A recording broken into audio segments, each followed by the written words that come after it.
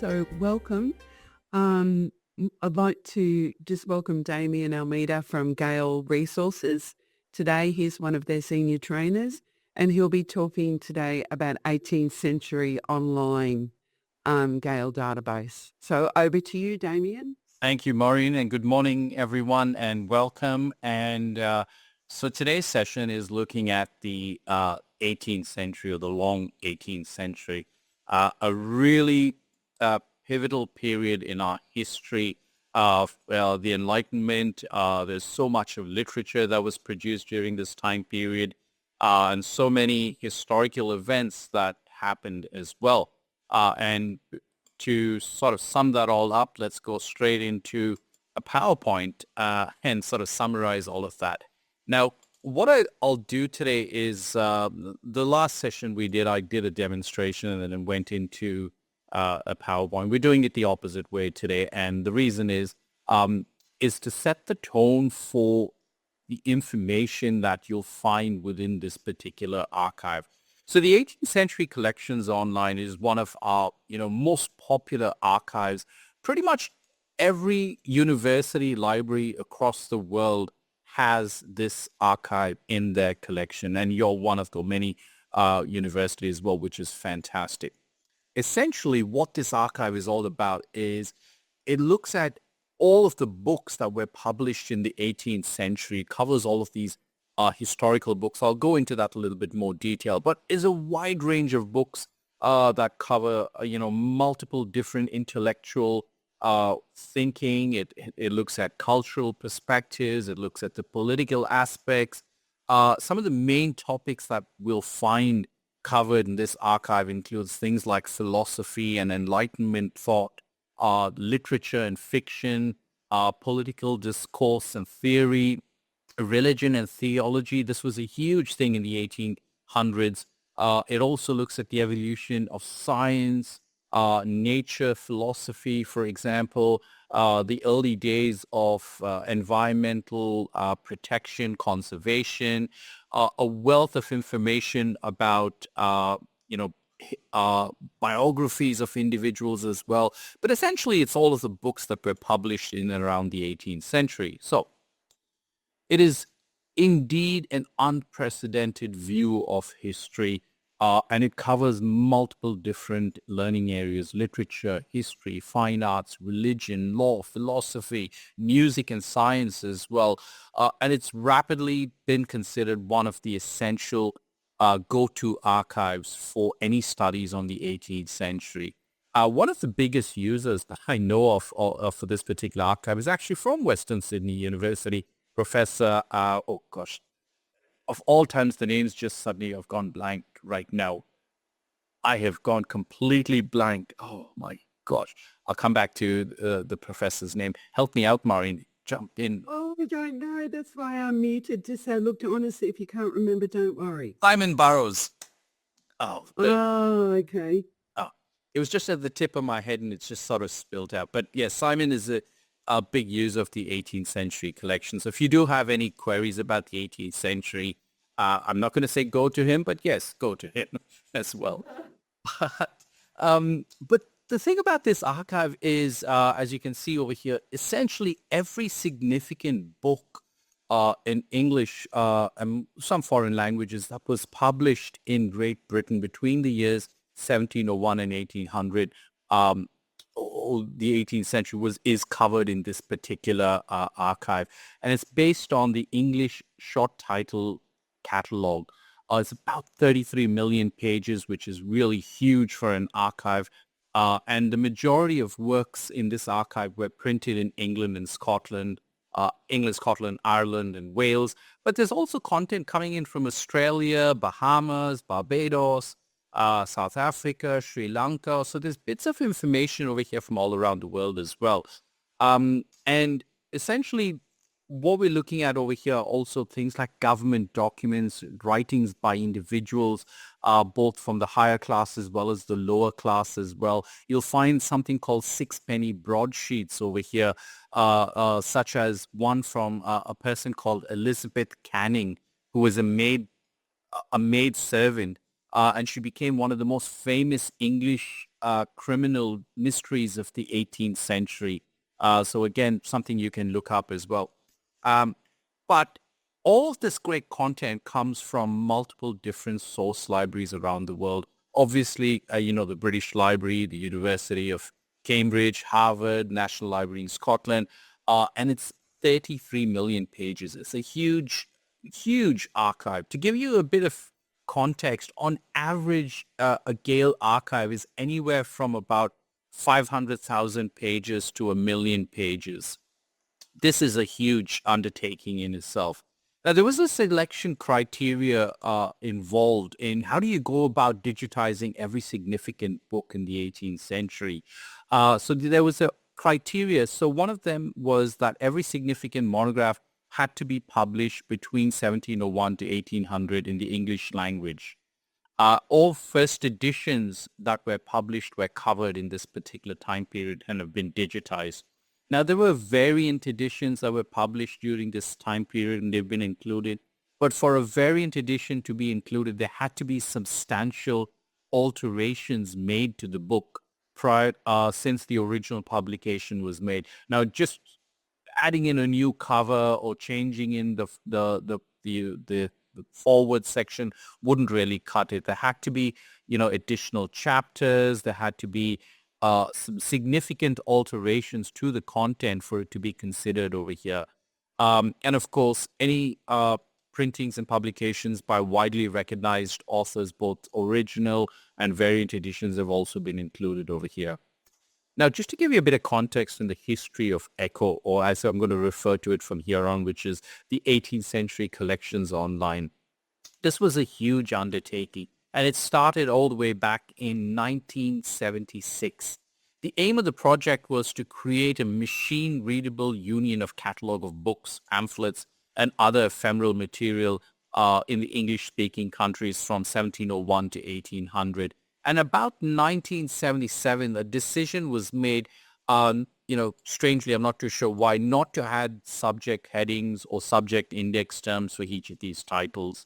The catalog on a whole was just an attempt to record all books, pamphlets, single sheets printed in any language in the territories that were governed by Britain during the 18th century. Now, and this is often referred to as the English Short Title Catalog, or ESTC. Now, however, the ESTC did include a great quantity of printed item, which is generally regarded as ephemeral material, which dealt with every aspect of British life in the 18th century. It didn't really capture quite a fair bit. So in about 1982, guided by the interests of those that were studying the texts, there was lots of additions that were added into that. And in about 1988, given the growth of the interest in this area, the total output of the 18th century printing and its impact on, society and history started to expand. In 1989, the ESTC, or the English Short Title Catalog Database, starts to include records of the period beginning of printing in the British Isles. It goes as early as 1400 all the way to 1700. And in 1996, the ESTC, or the English Short Title Catalog, changed its name. It was known as ESTC. It changed its name to English Short Title Catalog. And the recordings hold more than 2,000 libraries worldwide, which included a wealth of holdings from the British Library as well. In 1996, you can see this is where technology started to catch up, and we started to include this in CD-ROMs. You may have heard of these. They were around. We now use them as coasters at our houses. I've got a whole stack of CD-ROMs over here that are practically worthless. And then in 2006, I skipped ahead. 2003 is when Gale released the 18th century collections online. So it goes back 2003, 13. My God, it's almost been 20 plus years now since this particular archive has been out. You can see why it's one of the most popular archives and have been around in every single university. But in 2006, the British Library made the English short title catalog free through their website over there. Then in 2009, what we did was we released the 18th century collections online in 2003. But we released it in parts, and a lot of people don't realize this. The first part was quite significant. It included about 136,000 works, about 26 million pages. And in 2009, we added another 50,000 titles or another 7 million pages to this archive to bring it up to the number that it is today, which is 33 million pages. Now, in 2020, what we did was we enhanced this platform. You can imagine that technology is evolving and changing. The technology and websites from 2003 were so antiquated, was very basic. So in 2020, we went through this huge process of upgrading the platform, making it more intuitive, making it more user-friendly, searchable for academics and students. And the last thing that we did in 2023, which was quite recently, was we did something called OCR remediation. What that means is when we released the archive in 2000 or 2003, the OCR, which is optical character recognition. Now, when we digitize an archive, we convert that archive or the scanned documents into readable text that individuals can download onto a notepad text. Now, the technology back in the day wasn't up to scratch, and there was a lot of errors. And one of the things you'll notice when you look through historical documents, you'll see a lot of handwriting on the sides of the pages, smudges, the ink would have smudged over the words, for example, and the technology at the time would transpose that information with lots and lots of junk characters and errors. So in 2023, what we did was we went back to the archive. We never do this for any archive because a lot of research is based on what we release. But given the significance and the importance of this archive, we went back to the archive and we redigitized about 3 million pages of the archive. Not redigitized, I'm sorry, we reconverted that into OCR. The level of OCR output today is so much better than what it was 20 years ago. It's evident from the more recent archives that Gale is releasing, where you can see that the text has been captured with far few errors in it. And that's only because of the improvements in technology. Now, there have been some significant authors that have been covered over here. You can see I've tried to list out some of these individuals that you may be familiar.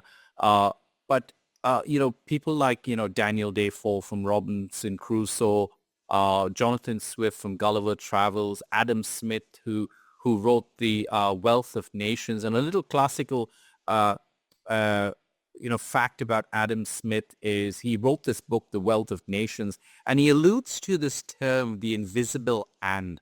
Now, that term has been used so much in politics over the last, 20, 30, maybe even more years to describe, the unseen puppeteer behind, the governments, for example, the invisible hand that's moving the cogs of society. But the surprising fact is that in his publication, Adam Smith only ever referred to that term once in the entire publication, but it's become such an iconic quote from that particular publication.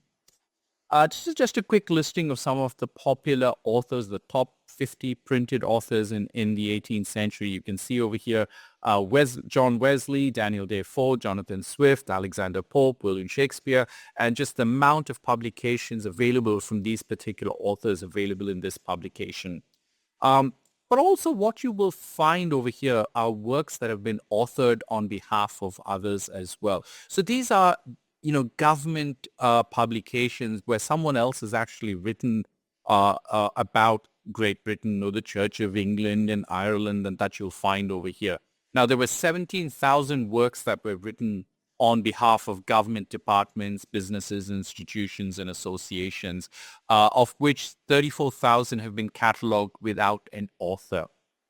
Also quite significant during this time period, you'll find a lot of writings were written by women under pseudonyms because this was a time period where women weren't allowed to publish under their own penship. So they would actually write under pseudonyms, and so it's a really interesting time period as well.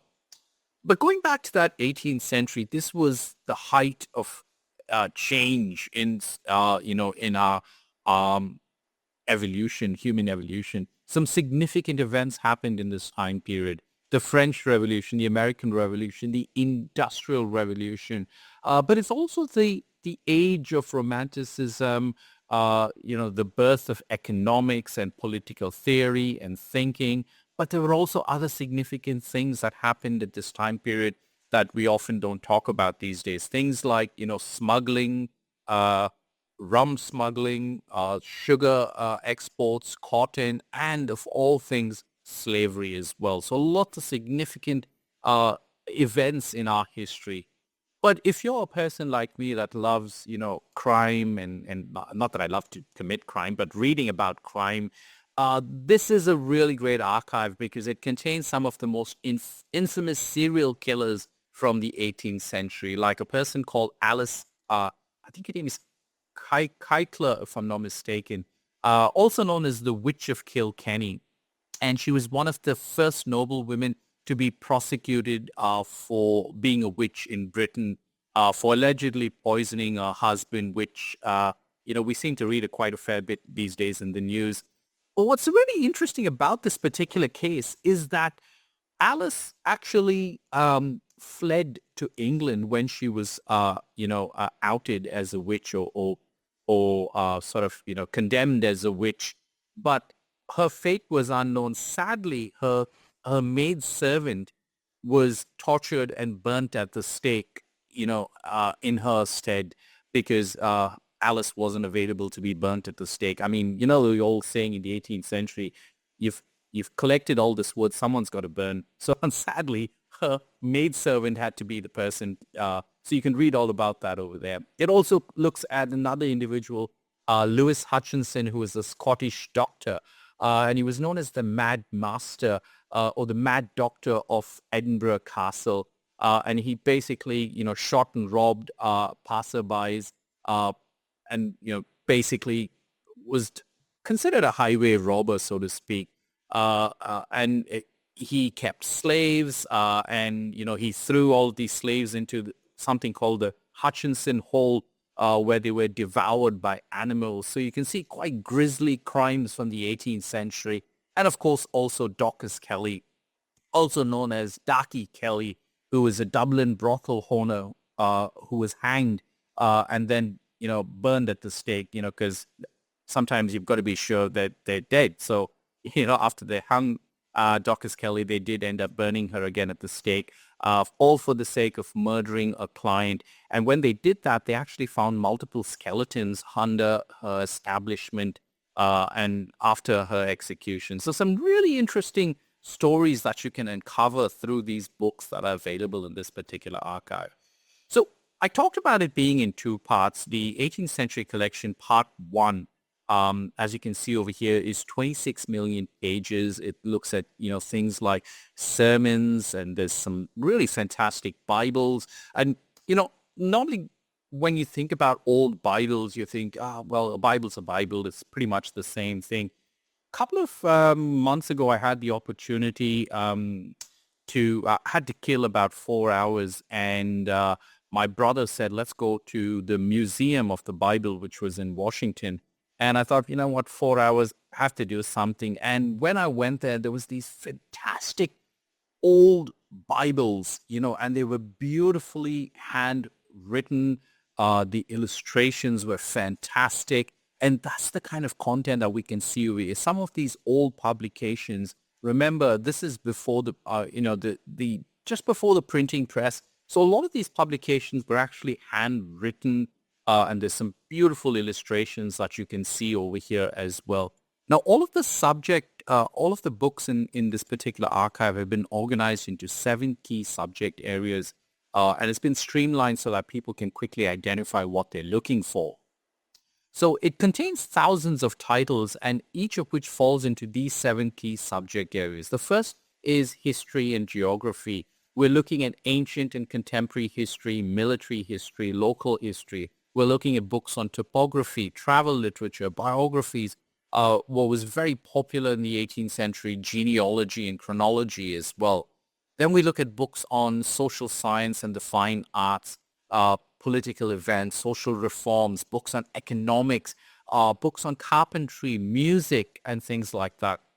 Then we get to the science, medicine, books on, this is when we're starting to, evolve in medicine is starting to evolve. So looking at, books on anatomy, books on the treatment of diseases, books on midwifery and things like that.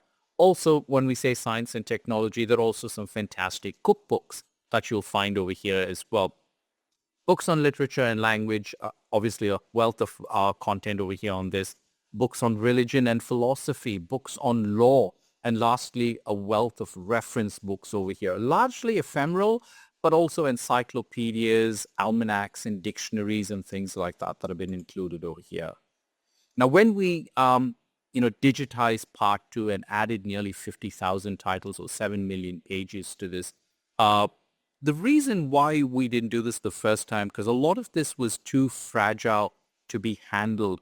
But owing to the development of technology and scanning technology, we were then able to go back and tackle these books that were really fragile. And remember, some of these books are practically falling apart.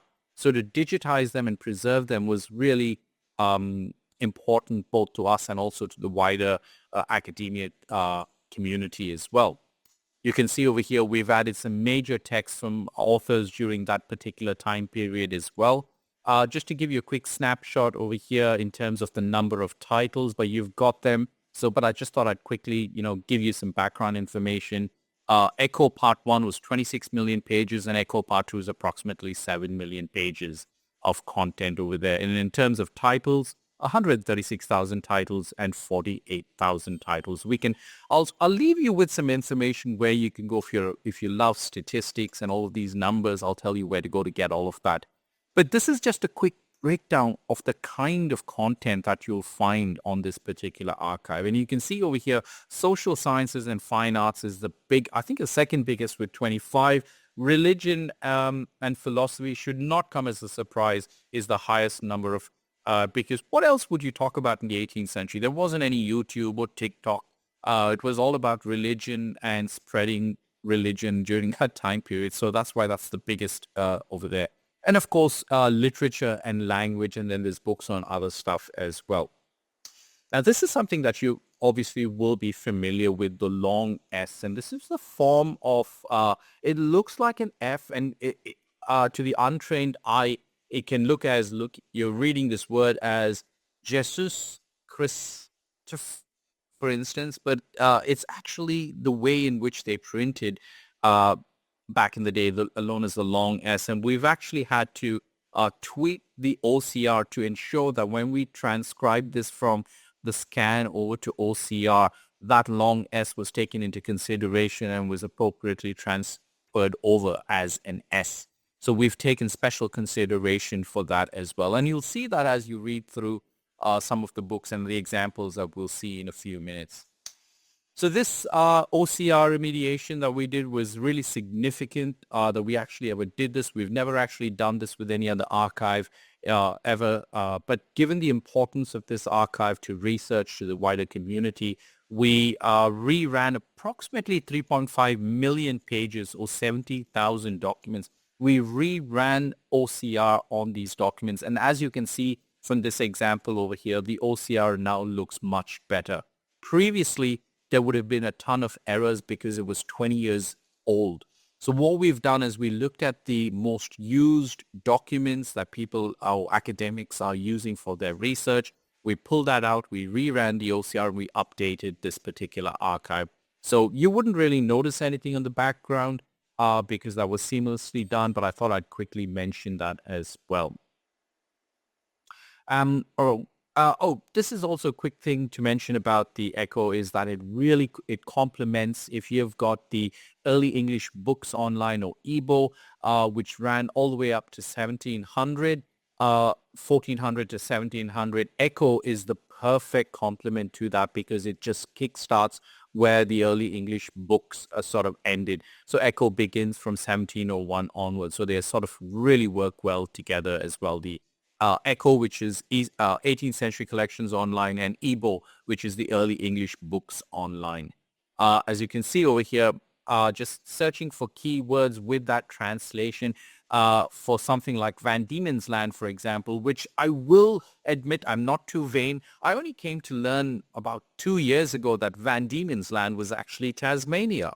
And so it was a great learning for me. But then that's a really important thing that I want to come back to in terms of the names of places, because when we're searching for content in the 18th century, if you go in and if you type keywords like Australia, Melbourne, or Parramatta, for example, you're not going to find those words appear through the documents because in this time period, they were known by different names. Like Australia would have often been referred to as New Holland, for example, or Tasmania referred to by its old name, Van Diemen's Land. So there's a little bit of that going on in these archives as well.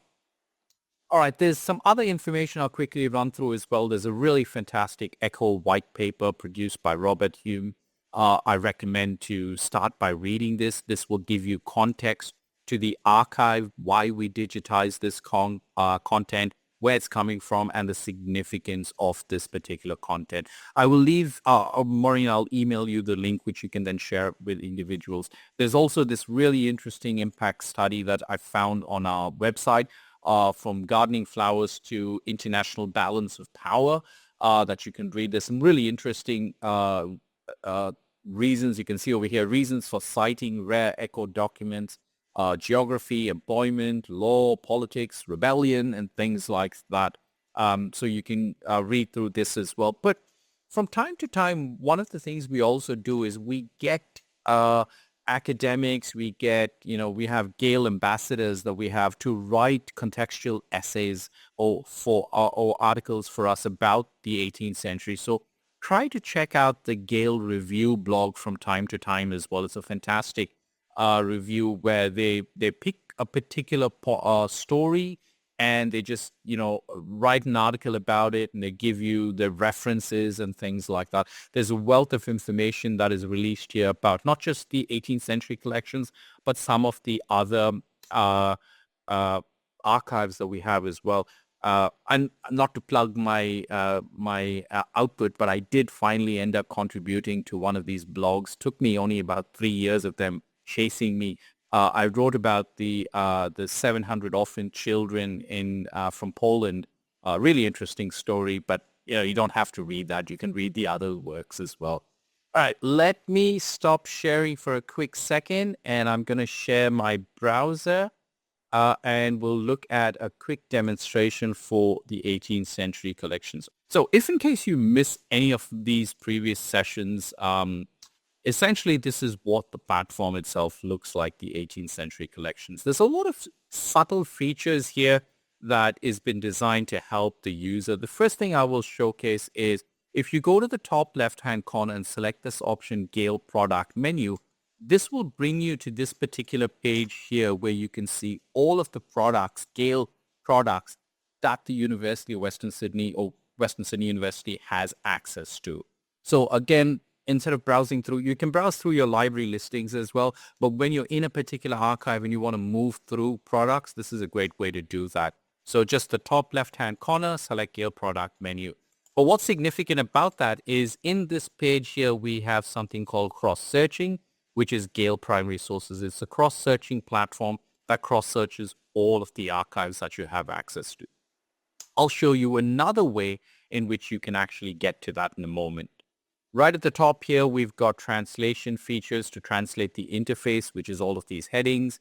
You can sign into Google and Microsoft, and above all the archives that Gale has ever released, this is one that I would recommend you sign in using a Google or Microsoft because there is some rare content in here. And if you're really doing some research, you discover some really fantastic content, sign in and you'll be able to download that directly to your personal Google Drive or Microsoft OneDrive.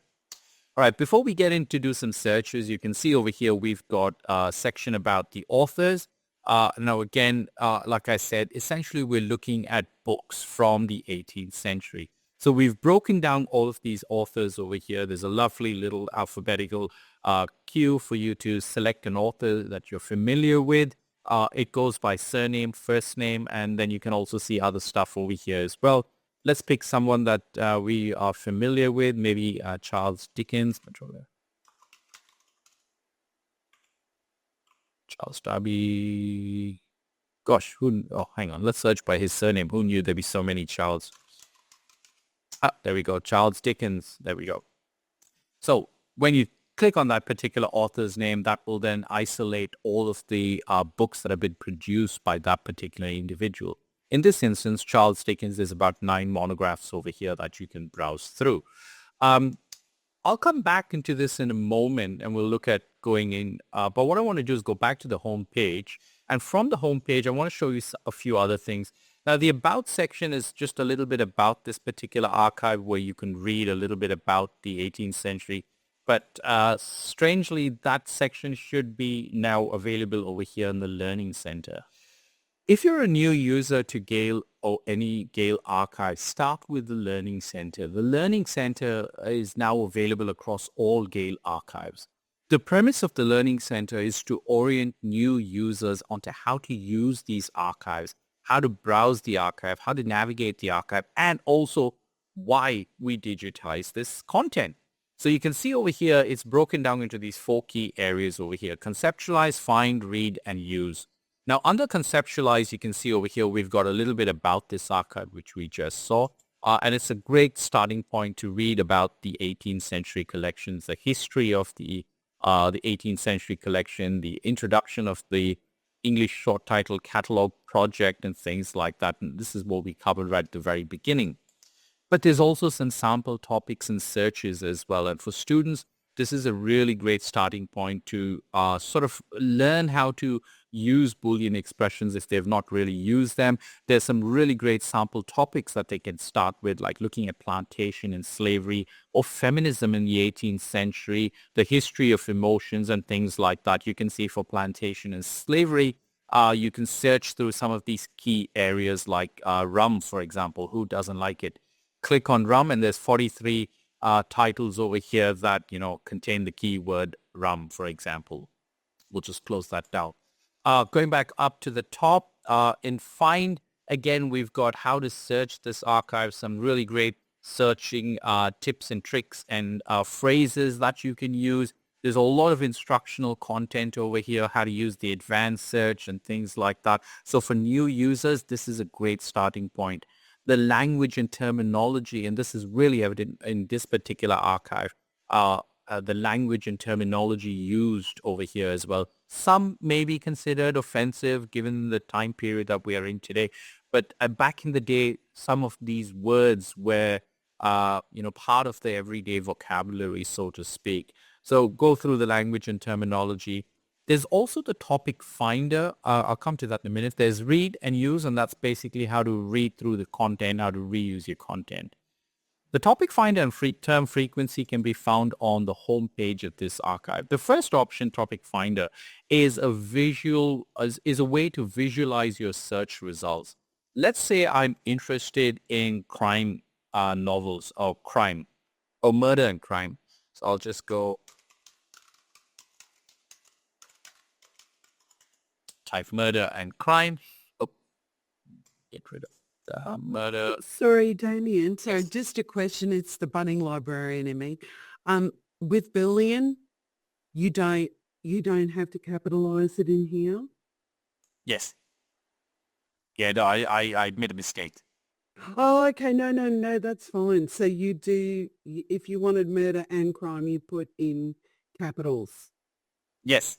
Yep. Okay, cool. Thank you. This is just a keyword searching area. Yeah.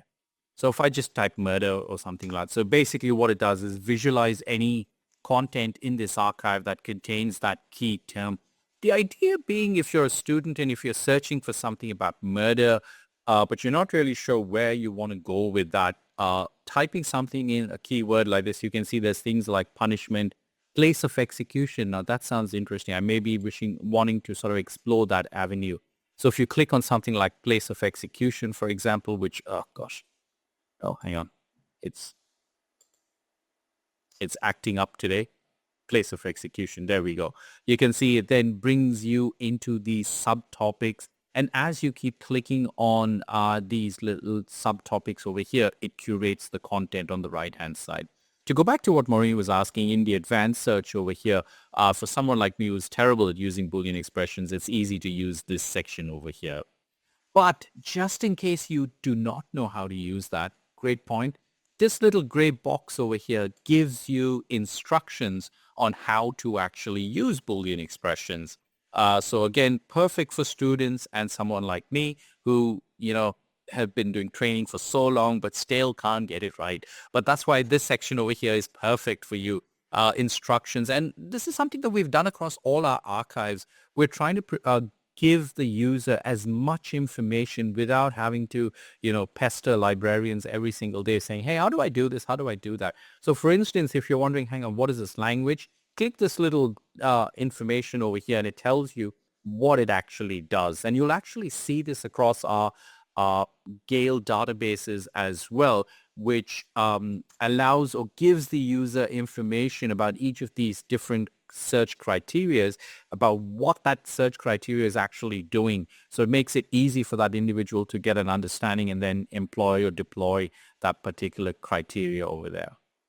All right, so that's how the topic finder works. The term frequency is actually a really interesting one as well.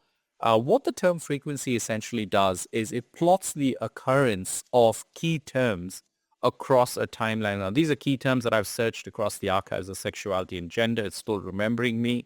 But what I want to do over here is type in things like crime. I want to type witchcraft and murder. Just some 3 key terms I'm interested in. Let's just go. Surprising, it's coming 1961. It shouldn't. That's just by default. That's for all of the content across Gale. But I want to go 1700 to the 1800.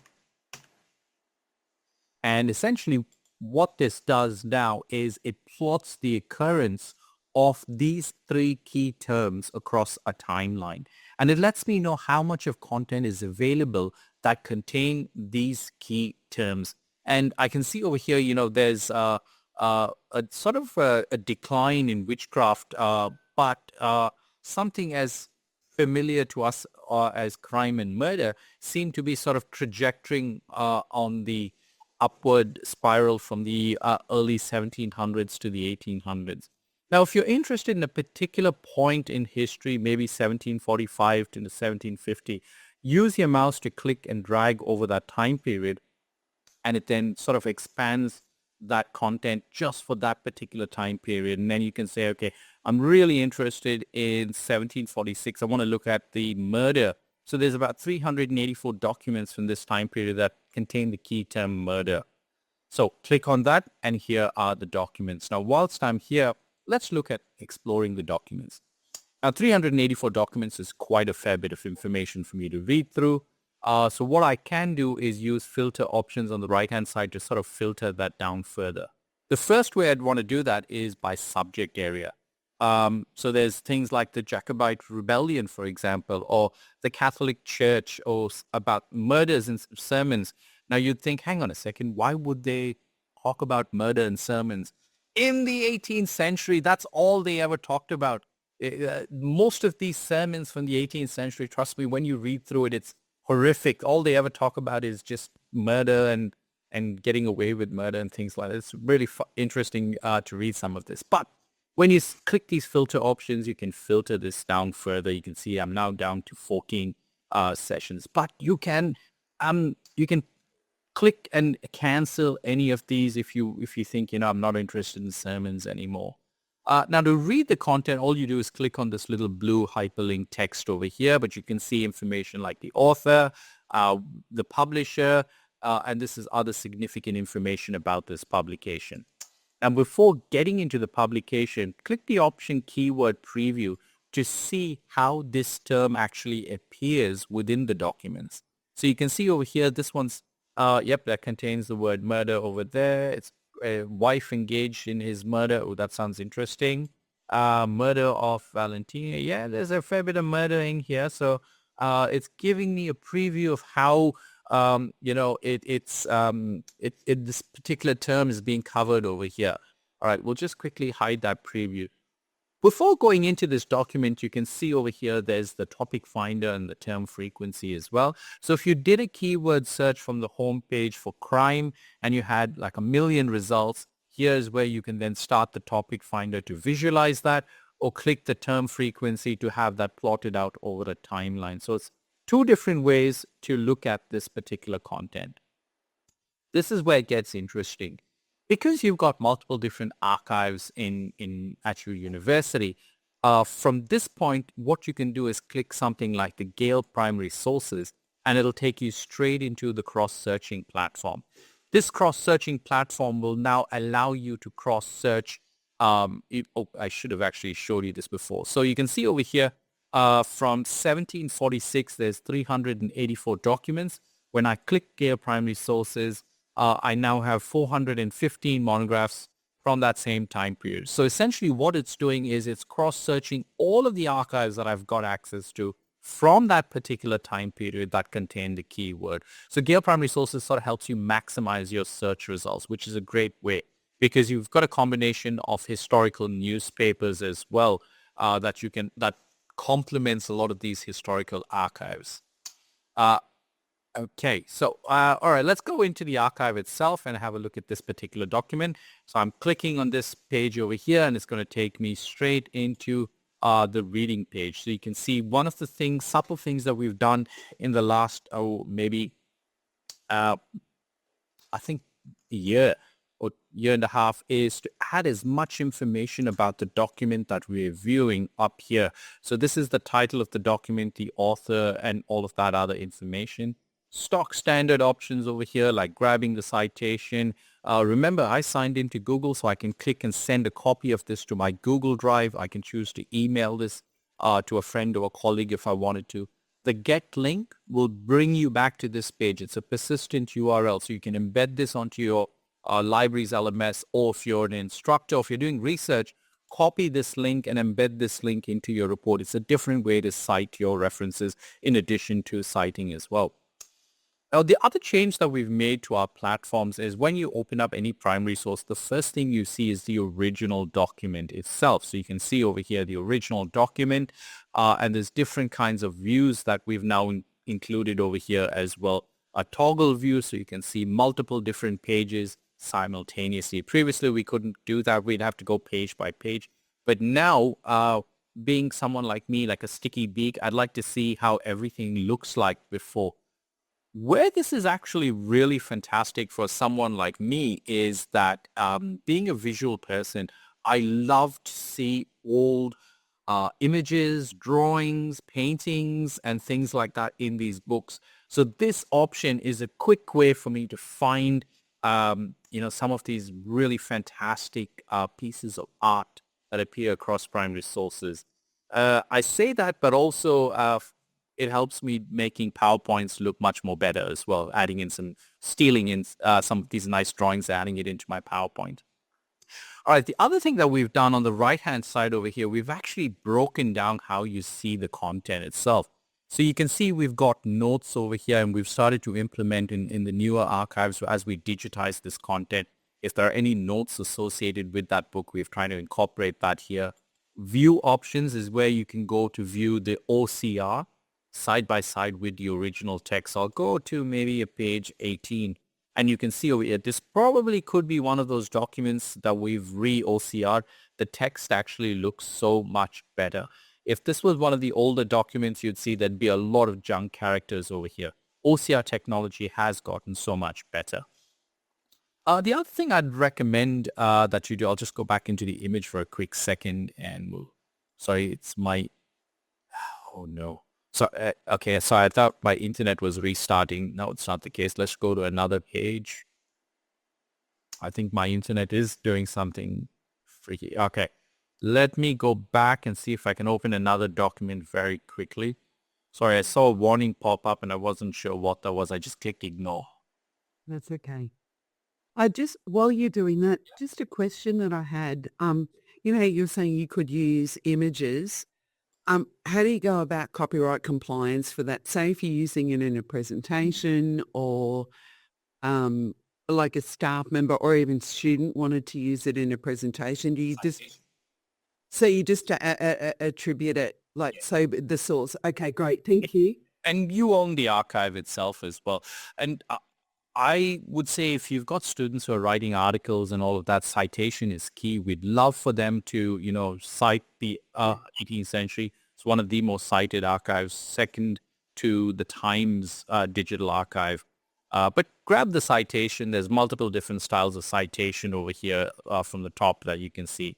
Grab the citation and put that citation in there, or even to make it a little bit better, drop in a link as well. Because that link, if you've got access, if you're from Western Sydney and if you've got access to the archive, you can see everything.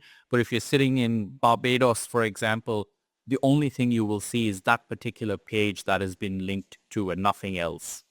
So that's how that works. What I was going to show you was this option over here, which is invert colors. Now, why this is really important for old books and manuscripts is because often a lot of the text can be, a little bit sort of faded, and this is a great way to actually see that. But it also helps with people with, reading difficulties.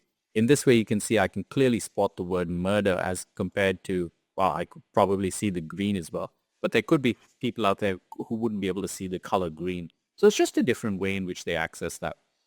Now, again, we're looking at books, so there's a wealth of table of contents over here that you can click and browse through, browse citations and things like that as well. So lots of stock standard, simple, easy to use options over here. And of course, if you're ever browsing through some beautiful archives, go into a full screen mode that you can see over here on the top. It was just over here, full screen. And then whilst you're in a full screen, go into that toggle mode, which you can very quickly see all of the pages for this particular publication over here. Now, having said that, the 18th century, the books in the 18th century were very, very text-heavy books. This was before, the introduction of images to sell the content. And you'd actually, a classic example for that is something like National Geographic, which started in about 1930s onwards. They started to implement the use of images to sell the story. And even with historical newspapers as well, if you look through, it was just a lot of boring text in there, lots and lots of text. Somewhere around the 1920s, they started to introduce images. And today, you cannot pick up a newspaper without, photographs in there. We've evolved from images to photographs. But they help individuals visualize the content as they're reading through it. I came across this really classic quote. I couldn't quite find who said that, but the quote was, "You teach in words, I think in pictures," and that's pretty much me. Always, as someone's talking, I'm visualizing what it is that they say. So go back to the home screen and go back home one more time. So very quickly, there's a wealth of information over here. Again, remember every significant book in that time period from the 18th century. So the other significance about this time period is also that there are a lot of content. The reason why I talked about crime and murder is because during this time period, this was a way of entertainment for the masses. There was nothing else out there. So grisly stories about murders and crimes were what, not inspired people, that's the wrong choice of word, is what captivated people to buy these books and read these books. And also the case in point with newspapers as well. I think I may have done a session on newspapers or I'm doing one, I can't remember.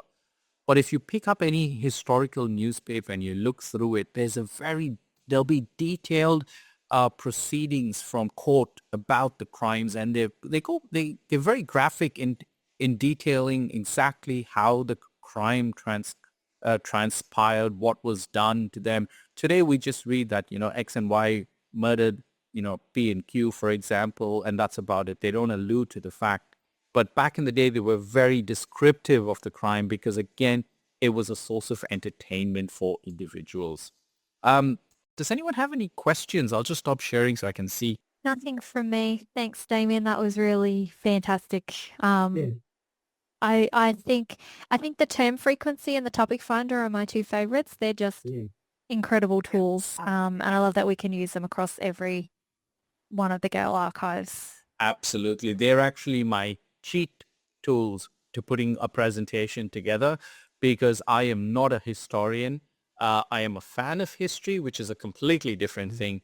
So all I know is I know what I want to search about. Like, for example, if I want to talk about witchcraft, all I do is start with that key term witchcraft in topic finder, see the different kinds of recommendations that are coming out. And from there, just click, click, click, and then sort of navigate through till I find a nice, interesting story, like the Witch of Kilkenny, for example, who ran away and had her maidservant burnt in her stead. And again, when you're rich, that's what you do. You know? The poor people is Yeah, I wouldn't advocate that today, though. the thing I love the most is that you have the similar features across all the archives, like the topic finder.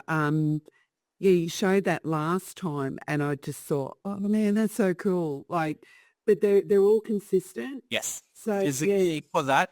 And the reason is familiarity breeds, I forgot the saying, but basically if you know where these live, the content is the only point of difference, and you can use the tools. But try using that new toggle view that I showed you to see all of the pages in the archive as opposed to going page by page. It's a great way to discover, like some of the other collections, like in maybe with Crime and Punishment. I'm not sure if you've got that archive. I can't quite remember, but uh, you'll find like there are some of these thematic modules that we have that have fantastic images, photos in there. And using that toggle feature is a really great way to actually see that. In fact, if I can just take a moment to share screen again, I'll pick another arc just to show you the impact of that. I'm not going to pick archives of sexuality and gender. That'll be it. but I don't think we do have Crime and Punishment. Oh, good, good. Can you recommend an archive that you've got? Yeah, sure. Well, why not? What about the archives of sexuality and gender? I wouldn't open that on this webinar, Maury. You don't know what's going to come up with archives of sexuality and gender. Okay, but what about decolonization? Decolonization. Okay. Yeah, that's a safer one. Thank you. I found the last one on sexuality. It was just mind-blowing. It was so good. Yeah. All right, here we go. This one is This one's much nicer. Yeah. this is bloodshed in South Yemen. You clicked on that one too. There we go. Let's just look at, okay, you can see over here there's these run. There's not a really, it's one of those tricky things. You've got to find the right publication that draws it out. But this is, when I do PowerPoints, this is sort of a quick cheat for me to find images. And then if I like something like that, click on that and then, look at the image and then try to find a backstory to that particular image, why that image was taken. I've gone completely blank. Now we do have some really fantastic archives with images. What was I doing? Oh, you know what I was doing recently? I was doing ENVIR, I think environmental histories. Mental history. Let's see if this is the one one of these had photos. Oh yeah, there we go. Hostility. Sorry, Ish. That's how it worked. There. It's yeah. So this is basically a really interesting archive in itself. This is all about just photography of horses. She was a conservationist, but you can see this is a great way to very quickly see the photographs that are in an archive, the old photographs, and then if there's something that you like, you can sort of get the backstory, like who is this particular individual with this particular guy over here. Of course, there's information over here about them, but for a visual person like myself, it's really easy. It's really exciting to be able to navigate and find drawings, photos, and things like that. Yeah. Yeah, thank you once again for yet another great presentation. Yeah, thoroughly enjoyed this. I'll be sad when they're over. No, we'll find something new. You'll buy a brand new archive, and then I'll get to talk about that. Hopefully. Just very quickly, I'm just trying to see what's our next session is on the Scholar Lab, I think. No, wait, hang on a second. 18th century is the making of modern law. Yeah, that's another good one. Yeah. There's some, Is that suitable for law professionals like law academics? yes, because if as my daughter pointed out while watching Suits, all law has precedence. So and in fact, all laws that we have today in Australia have some origin from English common law. Yeah. So if you're doing research into the history of a particular law, yes, absolutely. So it'll be an exciting one. And I'm not sure the modules of law that you have, but there are some really fantastic court cases in there. One that comes to mind very quickly was a court case on conservation where they brought in this whole goats to this particular island to get rid of all of these weeds, but then the goats started to decimate the natural landscape, which in turn affected the flora, fauna, and the birds that were coming to that particular island. So again, there's no such thing as a good law. It's just law. Yeah, that's good. Okay. I will plug that with the law people. So Absolutely. Please and thank you. And thank you everyone for tuning in today. Much appreciated.